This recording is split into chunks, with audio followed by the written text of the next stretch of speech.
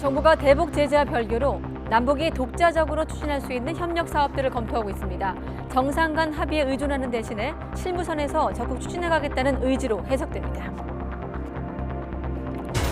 법원이 패스트트랙 충돌과 관련해 약식 기소된 의원 11명을 정식 재판에 회부했습니다. 사안이 더 심각하다고 법원이 판단을 한 건데 선고 형량도 벌금형보다 무겁게 나올 가능성이 높아졌습니다.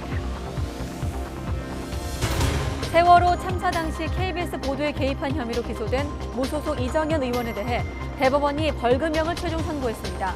방송법 제정 이후 첫 독립침해 사례로 유죄가 확정이 됐지만 의원직은 유지하게 됐습니다.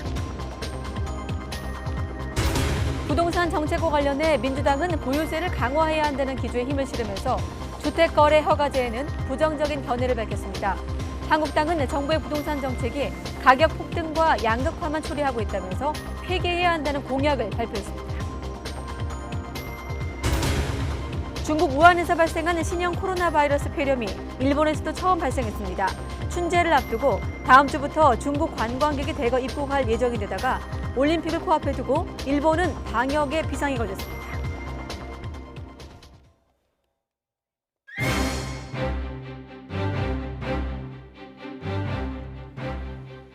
문재인 대통령이 과학기술부와 방송통신위원회를 시작으로 새해 첫 업무 보고를 받았습니다.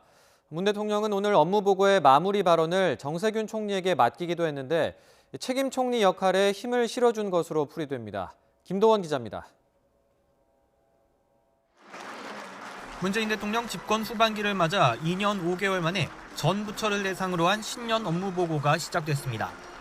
첫 순서는 과학기술정보통신부와 방송통신위원회로 정세균 국무총리도 동행했습니다. 모두 발언이 끝나고 사회자가 다음 순서를 안내하려는 순간 문 대통령이 한마디를 덧붙였습니다. 이렇게 모두 인사는 제가 하지만 마무리 이 말씀은 총리님께서 해주실 겁니다. 앞으로 모든 부처 업무 보고를 그런 방식으로 진행하고자 합니다. 잘 부탁드립니다. 보통 마무리 발언에서 문 대통령은 업무 보고 내용 가운데 특별히 당부할 사항이나 부족한 점을 지적해왔습니다. 이제 그 역할을 신임 총리에게 맡기면서 책임 총리로 힘을 실어주려는 뜻으로 해석됩니다. 정 총리는 마무리 발언을 통해 4차 산업혁명 시대의 새로운 기술의 선두가 되려면 가장 먼저 규제 혁파가 필요하다며 공직사회가 앞장서달라고 당부했습니다. 방통위에서 문 대통령은 방송의 공적 책임을 강조했습니다. 다양한 미디어가 생기면서 정보의 양도 늘었지만 공동체를 건강하게 만드는 데 기여해야 한다며 가짜뉴스 방지 대책을 주문했습니다. 가짜뉴스나 불법 유해 정보로부터 국민의 권익을 지키고 미디어 격차를 해소하는 데 각별한 노력을 기울여주기 바랍니다. 또 새로운 성장 동력인 한류 콘텐츠가 성장할 수 있도록 방송 매체 간 규제, 국내외 사업자 역차별 등 낡은 규제를 개선해달라고 말했습니다. 지난해 강원도 산불 이후 재난방송이 상당히 개선됐다면서 국민의 안전을 지키는 역할을 위한 방송의 세심한 노력도 당부했습니다. YTN 김도원입니다. 정부의 보유세 강화 기조에 발맞춰서 여당인 민주당에서는 3주택 이상 보유자에게 지금보다 더 많은 세금을 물려야 한다는 목소리가 나오고 있습니다. 다만 논란이 된 주택 거래 허가제에는 부정적인 견해를 분명히 했습니다. 나연수 기자가 보도합니다. 집권여당 대표의 신년 기자간담회에서 당의 총선 전략과 장애인 비하 논란 다음으로 관심이 쏠린 건 부동산 정책이었습니다. 이해찬 대표는 기본적으로 보유세는 강화하고 거래세는 인하하는 기조로 가야 한다고 말했습니다. 실거주 목적 이외에 다른 사람이 살 집으로 이익을 내려는 생각 자체가 바람직하지 않다는 겁니다. 3주택을 가지고도 세금 많이 내야 하느냐고 그렇게 하는 그 문제 제기가 온당하다고 생각하십니까? 그건 아닙니다. 문재인 정부 출범 이후 18차례 부동산 대책을 내놓으며 세금 부과와 대출 규제로 수요 억제에 집중한 정부 기조를 따라가겠다는 의미입니다. 이를 반영하듯 당에서는 다주택자의 종합부동산세를 더 세분화해야 한다는 지적이 기획재정위원회 간사를 통해 나왔습니다.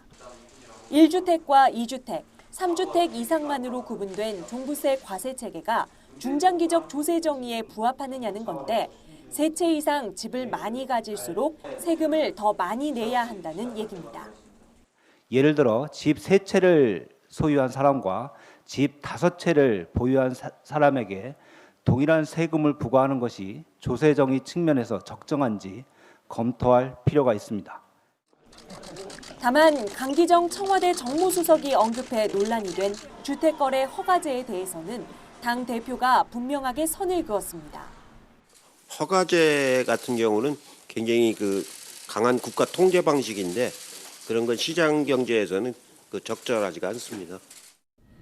자유한국당이 박근혜 정부 시절 부동산 정책으로의 회귀를 주장하면서 여야의 부동산 공약은 이제 뚜렷한 대결 양상을 띠게 됐습니다.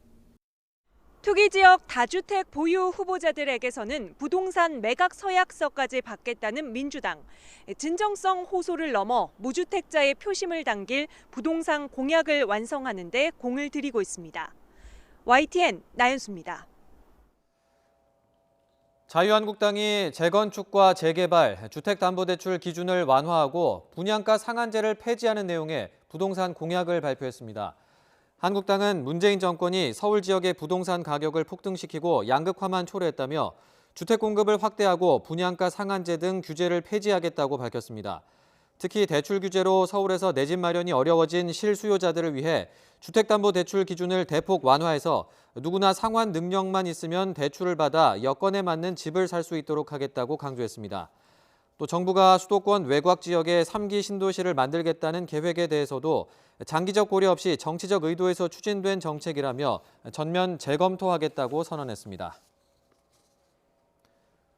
더불어민주당이 총선 출마를 준비하는 김의겸 전 청와대 대변인에게 부동산 논란과 관련한 소명을 요청했습니다. 당 공직선거후보자 검증위원회 핵심 관계자는 예비후보 심사를 진행하다가 김 전 대변인의 부동산 관련 소명 자료가 필요하다는 의견이 나와서 계속 심사 대상에 올렸다고 YTN과의 통화에서 설명했습니다. 검증위는 소명 자료를 바탕으로 오는 20일 회의에서 예비후보 적격 여부를 결정할 예정입니다.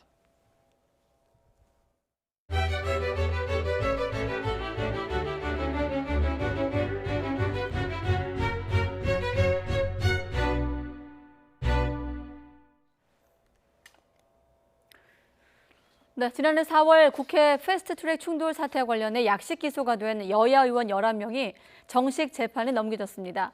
법원은 사안의 심각성과 피고인들의 방어권 등을 종합적으로 고려했을 때 약식으로 처리하는 것이 적절하지 않다고 판단한 것으로 알려졌습니다. 법원이 피고인들의 요청이 아닌 직권으로 정식 재판에 회부하면서 선고 형량은 벌금형보다 무겁게 나올 수도 있게 됐습니다. 세월호 보도 개입 혐의로 기소된 무소속 이정현 의원에 대해 대법원이 벌금 1,000만 원을 확정했습니다. 편성의 간섭을 해 방송의 독립을 침해한 사례로 유죄가 확정된 건 방송법이 제정된 지 33년 만에 처음인데요.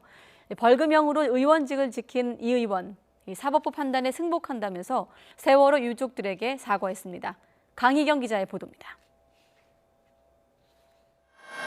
세월호 참사가 발생한 지 닷새 뒤인 2014년 4월 21일 이정현 당시 청와대 홍보수석은 김시곤 KBS 보도국장에게 전화를 겁니다. 해경이 적극적으로 퇴선 명령을 내리지 않았다는 기사에 대해 항의하기 위해서입니다. 뉴스에다가 지금 해경이 잘못한 것처럼 그런 식으로 내고 있잖아요. 해경 비판 기사가 또 보도됐던 4월 30일, 이번에는 뉴스 편집 방향까지 제시합니다. 다른 걸로 대처를 좀 해주든지 아니면 한다면 말만 바꾸면 되니까 한 번만 더 녹음 좀 한 번만 더 해주시오. 논란 끝에 방송법 위반 혐의로 재판에 넘겨진 이정현 의원에 대해 대법원은 최종적으로 유죄 판단을 내렸습니다. 방송법상 방송 편성에 대해서는 어떠한 규제나 간섭도 할 수 없고 이를 어기면 2년 이하의 징역 또는 3천만 원 이하의 벌금에 처하게 돼 있습니다. 1심과 2심 모두 이 의원의 혐의를 유죄로 인정했는데 법리를 오해한 잘못이 없다는 게 대법원 판단입니다. 지난 1987년 방송법 제정 이후 편성에 개입해 방송의 자유와 독립을 침해한 혐의로 기소된 것도 유죄 확정 판결이 나온 것도 모두 이번이 처음입니다. 다만 징역형을 선고한 1심과 달리 2심에서 벌금 1,000만 원으로 감형됐고 대법원에서 벌금형이 확정되면서 이 의원은 국회의원직을 유지하게 됐습니다. 선고 직후 이 의원은 세월호 유족들에게 위로가 되어주기는커녕 또 다른 상처가 됐을 것을 생각하면 송구하고 마음이 무겁다고 사과했습니다. 이어 사법부 판단에 조건 없이 승복한다며 이번 사례를 계기로 언론의 자유와 독립이 더 견고하게 보장되기 바란다고 밝혔습니다. YTN 강희경입니다. 불법 정치자금 수수 혐의로 재판에 넘겨진 더불어민주당 심기준 국회의원이 1심에서 의원직 상실형인 징역형을 선고받았습니다. 춘천지방법원 원주지원은 오늘 오후 정치자금법 위반 혐의로 기소된 심 의원에게 징역 8개월에 집행유예 2년, 추징금 3,600만 원을 선고했습니다. 심 의원은 지난 2016년 9월부터 2018년 2월까지 기업인 A씨로부터 10여 차례에 걸쳐 3,600만 원 상당의 불법 정치자금을 받은 혐의로 기소됐습니다. 심 의원은 판결 직후 항소하겠다는 뜻을 밝혔으며 SNS를 통해 4월 총선 불출마를 밝혔습니다. 청와대 하명 수사와 울산시장 선거 개입 의혹을 수사하고 있는 검찰이 경찰청 본청을 3시간 동안 압수수색했습니다. 검찰은 지난달 24일과 26일에도 과거 울산경찰청의 수사 관련 전산 문건을 확보하기 위해 경찰청을 압수수색했습니다. 검찰은 청와대가 송철호 울산시장의 당선을 위해 지난 6.13 지방선거를 앞두고 경찰에 김기현 전 시장 주변에 비위 첩보를 내려보내 수사하도록 지시했다고 의심하고 있습니다. 네, 정부가 대북 제재와 상관없이 남북 협의만으로 추진할 수 있는 사업들을 선별해 실무 검토에 들어갔습니다. 문제는 북측의 호응인데 현재로선 북한이 여전히 대화의 문은 열어뒀다는 점에 기대를 걸고 있습니다. 황혜경 기자가 보도합니다. 정부가 대북 제재 하에서도 추진할 수 있는 남북 협력 사업들을 실무선에서 검토하고 있는 것으로 알려졌습니다. 아직 구체적으로 공개할 상황은 아니지만 북측이 호응해 온다면 독자적으로 추진할 수 있는 분야가 많다는 겁니다. 정부 당국자는 이미 여러 차례 언급된 관광과 스포츠 교류, 접경지역 협력뿐만 아니라 제재 대상이지만 면제 승인을 받은 이산가족 화상상봉을 위한 장비 지원, 개성 만월대 공동 발굴, 양묘장 현대화 사업처럼 국제사회를 설득할 수 있는 부분도 있다고 강조했습니다. 작년까지만 해도 북미, 남북 정상 간 합의에 전적으로 의존하는 톱다운 방식이었다면 앞으로는 작은 것이라도 하나하나씩 적극 추진해 나가겠다는 의지를 피력했습니다. 문제는 지난 연말부터 별다른 반응이 없는 북한입니다. 대화의 문은 열어두었지만 그 어떤 직간접적인 메시지도 없다 보니 당국도 상황만 예의주시할 뿐 구체적인 조치는 취하지 못하고 있습니다. 중동 사태라든지 전반적인 정세를 고려했을 때 쉽게 대남 정책을 결정하기 어려웠던 것 같습니다. 대미 정책을 이제 장기적으로 끌고 가는데 남북 관계를 오랫동안 방치할 수도 없는 것이 북한의 입장인 것 같습니다. 조만간 대남 정책에 대한 기본 방향을 담은 메시지가 나올 거라고 보고요.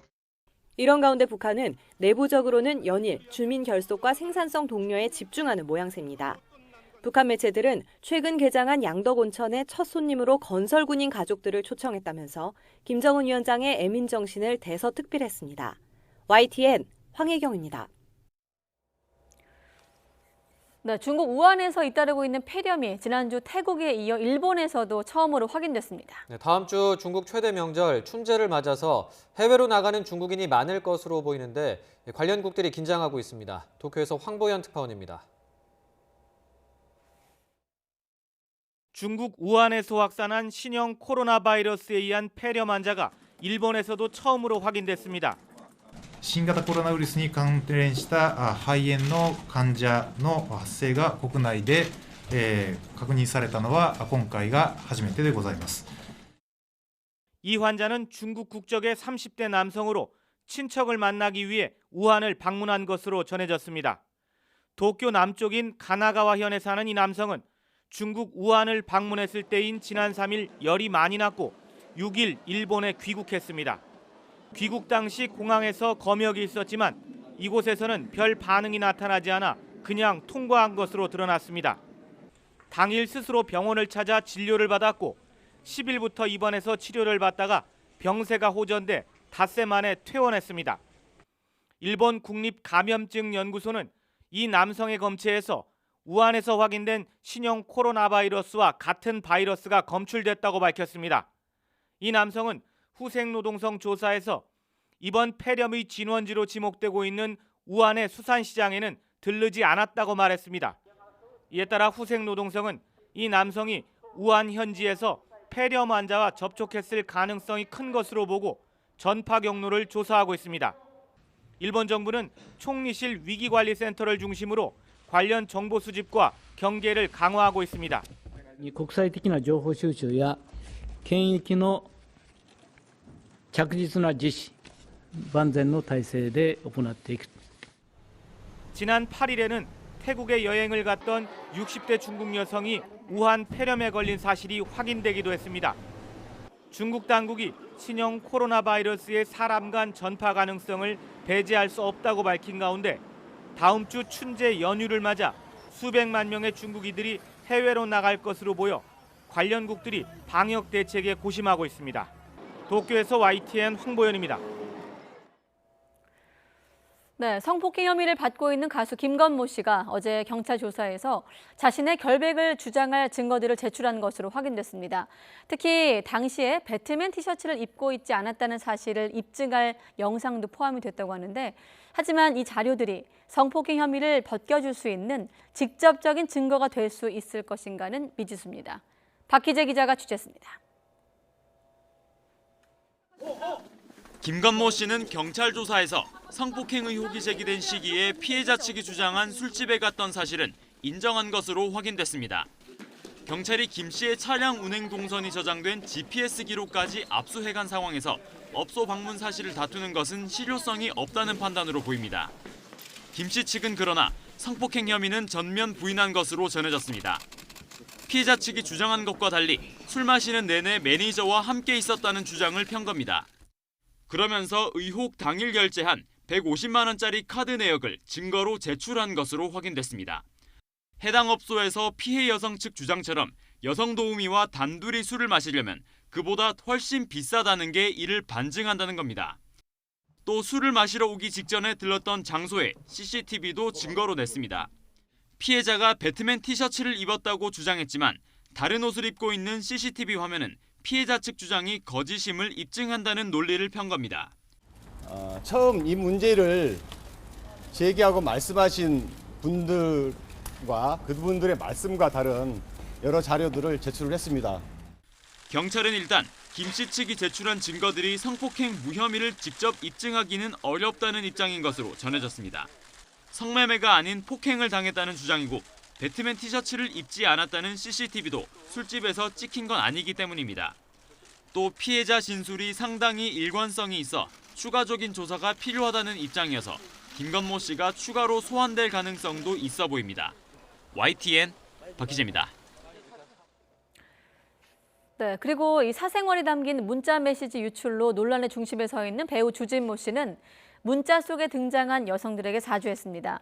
주 씨는 여성의 신체 사진을 몰래 촬영해 유포하는 부도덕한 짓을 저지르진 않았다고 강조했습니다. 김선희 기자의 보도입니다. 배우 주진모 씨가 최근 문자 메시지 파문과 관련해 피해 여성들에게 사과했습니다. 주 씨는 법률 대리인을 통해 이번 일로 숨조차 쉴 수 없는 하루하루를 보내고 있다며 모든 분께 죄송하다고 말했습니다. 주 씨는 2달 전쯤 범죄자 해커들이 불법 취득한 개인정보로 자신과 가족, 동료 연예인까지 협박해 극심한 공포를 느꼈다고 밝혔습니다.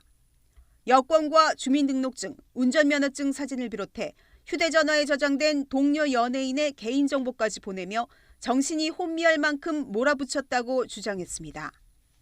해커들의 협박에 굴복하면 계속 괴롭힐 것 같아 응하지 않았는데 결국 주변 사람과 문자에 언급된 여성들에게 큰 피해를 주게 됐다고 말했습니다. 하지만 결단코 이성의 신체 사진을 몰래 촬영해 유포하는 부도덕한 짓을 저지르지 않았다고 해명했습니다. 법률 대리인 측은 주 씨의 휴대전화를 해킹한 뒤 협박한 범행 주체에 대해 형사 고소했다고 밝혔습니다. 또 문자를 일부 조작해 인터넷에 올린 최초 유포자와 이를 재가공해 배포한 사람, 주 씨를 범죄자로 단정해 명예를 훼손한 사람들도 고소할 예정입니다. 주진모 씨의 사과에도 대중의 반응은 싸늘합니다. 누리꾼들은 단체 대화방에서 여성을 모욕하고 성적 대상화했다는 의혹은 해킹 범죄와 별개로 명백하게 밝혀져야 한다고 목소리를 높였습니다. YTN 김선입니다. 최근에 청소년들의 금은방 절도 사건이 잇따르고 있는 가운데 서울에서도 비슷한 피해가 발생을 해 경찰이 수사에 착수했습니다. 서울 강서경찰서는 그제 오후 4시쯤 화곡동의 한 금은방에서 10대로 추정이 되는 남성 2명이 180만 원짜리 금팔찌를 갖고 도망갔다는 신고를 접수하고 행방을 쫓고 있습니다. 용의자들은 부모의 선물을 산다며 귀금속을 고르는 척하다가 팔찌를 들고 달아난 것으로 파악됐습니다. 앞서 광주에서도 서로 모르는 중학생 2명이 금은방 절도 5건을 잇따라 저질렀다가 붙잡히는 등 비슷한 피해들이 잇따르고 있습니다.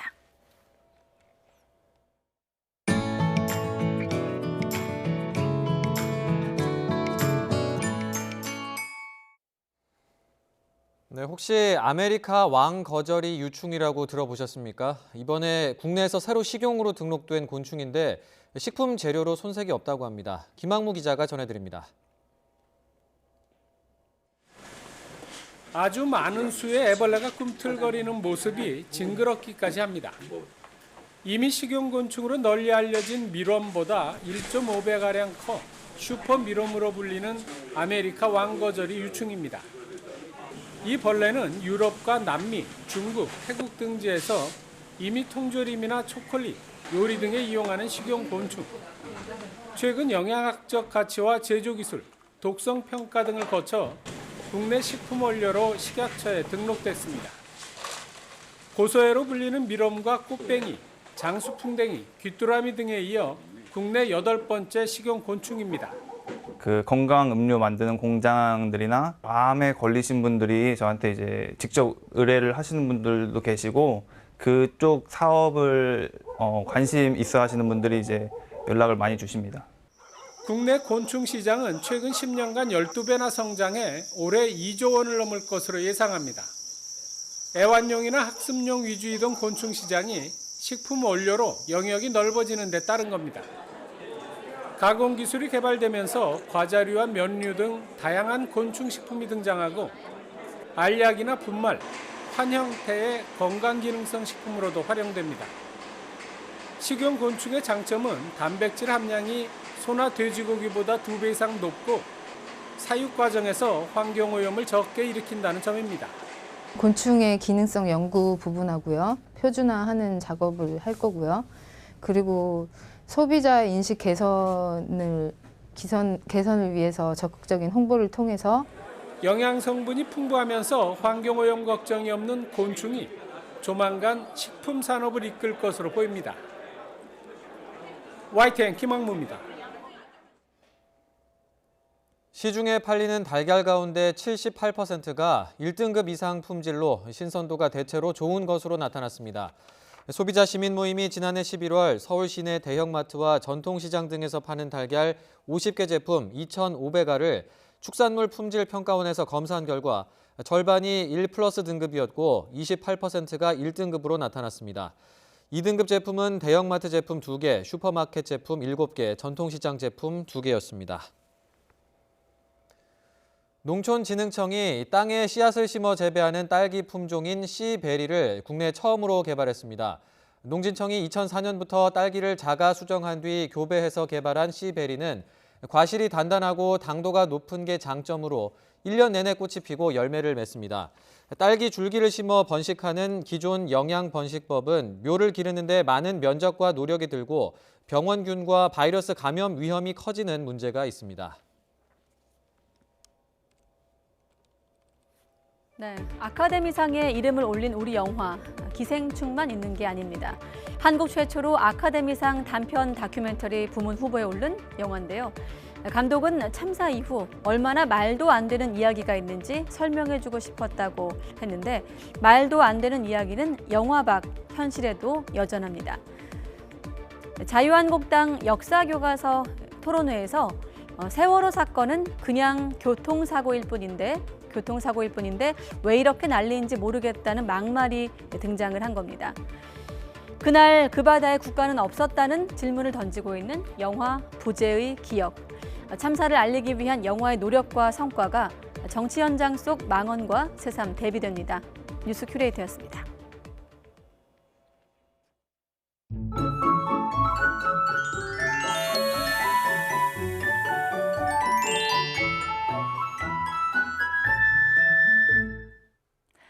나흘 동안 이어진 한겨울 추위는 내일 낮부터 누그러지겠습니다. 내일 아침 서울 기온은 영하 5도까지 떨어지면서 오늘만큼 춥겠는데요. 내일 낮 기온은 영상 5도까지 높아지면서 오늘보다 2도가량 높겠고요. 이후 주말과 휴일엔 예년 수준을 웃돌면서 비교적 온화할 것으로 보입니다. 다만 일요일 오후부터는 중서부와 호남 지역에 눈이나 비가 한 차례 오겠습니다. 오늘로 나흘째 경기 북부와 강원 곳곳에 한파주의보가 내려져 있습니다. 한파특보는 내일 낮에 해제될 것으로 보이는데요. 동쪽 지역은 건조특보가 확대 강화되는 가운데 메마른 날씨가 이어지고 있습니다. 내일 밤부터 동해안 지역 비나 눈이 오면서 건조함이 한층 완화될 것으로 보입니다. 모레 낮까지 강원 산간과 경북 북동 산간 지역은 최고 5cm의 눈이 오겠고요. 그 밖에 동해안 지역에도 1cm 안팎의 눈이 쌓이는 곳이 있겠습니다. 또 비도 조금 오는 곳이 있겠습니다. 내일 아침 기온은 오늘과 비슷하겠습니다. 서울 기온 영하 5도, 춘천 영하 6도, 대구 영하 2도, 광주 영하 1도가 예상되고요. 낮 기온은 오늘보다 1, 2도가량 높겠습니다. 서울의 한낮 기온이 5도까지 오르겠고 강릉 7도, 대구와 광주도 7도까지 오르겠습니다. 날씨 정보였습니다. 네, 이상으로 뉴스큐 모두 마치겠습니다. 함께해 주신 여러분 고맙습니다.